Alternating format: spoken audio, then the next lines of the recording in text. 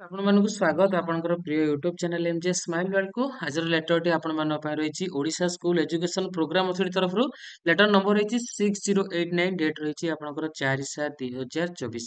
ଲେଟରଟି ଆପଣଙ୍କର ସମସ୍ତ ଜିଲ୍ଲା ଶିକ୍ଷାର୍ଥୀଙ୍କ ପାଖକୁ କରାଯାଇଛି ଏବଂ ସବଜେକ୍ଟ ରହିଛି data uploading in UDISE plus portal for the year 2024-25। ଦେଖନ୍ତୁ ଆପଣଙ୍କର 2024-25 ଏକାଡେମିକ ସେକ୍ସନ ପାଇଁ ଆପଣଙ୍କର ୟୁଡାଇସ୍ ପୋର୍ଟାଲରେ ଡାଟା ବର୍ତ୍ତମାନ ଅପଡେଟ୍ କରାଯିବ ଏବଂ ଏହି କାର୍ଯ୍ୟଟି ବହୁତ ଶୀଘ୍ର ଆପଣଙ୍କର ଆରମ୍ଭ ହେବାକୁ ଯାଉଛି। ଆପଣମାନେ ଏ ସମସ୍ତ କାର୍ଯ୍ୟ 31 ଜୁଲାଇ 2024 ସୁଦ୍ଧା ଆପଣଙ୍କୁ ସାରିବାକୁ ପଡିବ। ତା ସହିତ ଆପଣଙ୍କର ଫାଇନାଲ ସାର୍ଟିଫିକେସନ ଆପଣଙ୍କୁ 30 ସେପ୍ଟେମ୍ବର 2024 ମଧ୍ୟରେ ଦେବାକୁ ପଡିବ ଆପଣଙ୍କର 2024-25 ଏକାଡେମିକ ସେକ୍ସନର।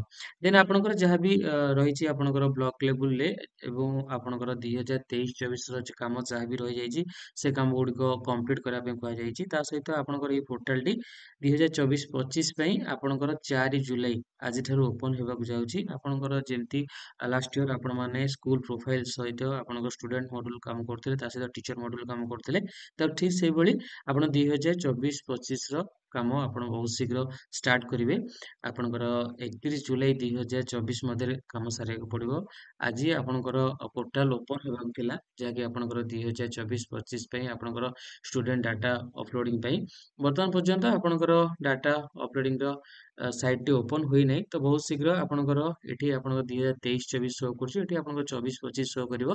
ଆପଣ ଷ୍ଟୁଡେଣ୍ଟ ମଡୁଲ ଯାଇକି ଆପଣଙ୍କର ଷ୍ଟୁଡେଣ୍ଟ ମାନଙ୍କର ଡାଟା ଅପଲୋଡ କରିବେ। ତା ସହିତ ଆପଣଙ୍କର ସ୍କୁଲର ଡିଟେଲ୍ସ ଯାହା ବି ରହିଛି ଆପଣ ଅପଲୋଡ କରିବେ ଏବଂ ଟିଚର ମଡୁଲରେ ଆପଣଙ୍କ ଟିଚର ଡିଟେଲ୍ସ ମଧ୍ୟ ଆପଣଙ୍କୁ ଅପଲୋଡ କରିବା ପାଇଁ ପଡିବ।